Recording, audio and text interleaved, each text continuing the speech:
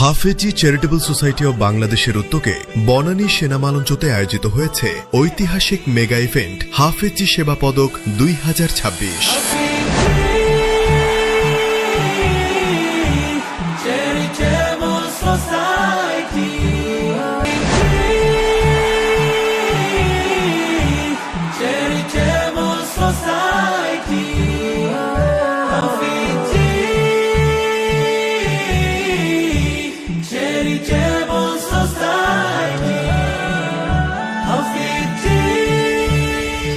শুধুমাত্র একটি পুরস্কার বিতরণী অনুষ্ঠান নয়, মানবতার সেবায় নিবেদিত একদল মানুষের গল্প নিয়েছিল আমাদের এই আয়োজন।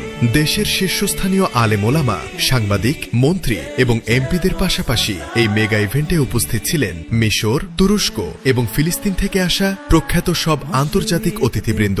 দেশি বিদেশি এই গুরুত্বপূর্ণ মেহমানদের মধ্যে বিশেষভাবে উপস্থিত ছিলেন মাননীয় সমাজ কল্যাণ ও মহিলা ও শিশু বিষয়ক মন্ত্রণালয় মন্ত্রী doctor A Z M Zahid Hossain, barrister Mahbub Uddin Khokon, MP Hanzala, Sarjis Alam, Mamunul Haque সহ আরো অনেক দেশবরেণ্য ব্যক্তিত্ব। অনুষ্ঠানে শুরু হয় দৃষ্টি প্রতিবন্ধী হাফেজ মোহাম্মদ মাহবুব এলাহির ব্রেইল কোরআন তেলাওয়াত দিয়ে। এরপরই তরুণ সমাজকে আধুনিক যুগে দক্ষ করে তোলার লক্ষ্যে পরিচালিত মিডিয়া ও জার্নালিজম কোর্সের কৃতকার্য শিক্ষার্থীদের মাঝে আনুষ্ঠানিকভাবে সনদ বিতরণ করা হয়। সনদ তুলে দিয়েছেন বেফাকের মহাসচিব এবং হাফেজি চ্যারিটেবল সোসাইটি অব বাংলাদেশের সম্মানিত সভাপতি আল্লামা মাহফুজুল হক সাহেব। এই অনুষ্ঠানে আন্তর্জাতিক অতিথিরা তাদের বক্তব্যে বিশ্ব মানবতার কথা, বিশেষ করে ফিলিস্তিনের মজলুম ভাই বোনদের কথা অত্যন্ত আবেগের সাথে তুলে ধরেন। সেই সাথে সার্জিস আলমের আলোচনায় হাফেজজির সাথে তার মিশর সফরের বাস্তব অভিজ্ঞতা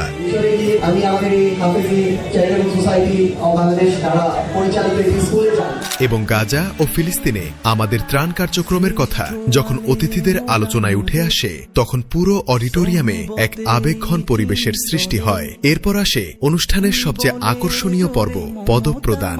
সমাজ পরিবর্তনে নীরবে কাজ করে যাওয়া 57 জন নিবেদিতপ্রাণ মানুষকে এই দিন আমাদের পক্ষ থেকে হাফেজি সেবা পদক প্রদান করা হয়, যাদের মধ্যে ছিলেন দেশের মানবিক চিকিৎসক, শিক্ষক, নিবেদিতপ্রাণ সাংবাদিক এবং ডিজিটাল ও দায়ী হিউম্যানিটেরিয়ানরা। প্রচারের আলো থেকে দূরে থাকা এই মানুষগুলোর নিঃস্বার্থ কাজকে সম্মান জানাতে পেরে আমরা অত্যন্ত আনন্দিত।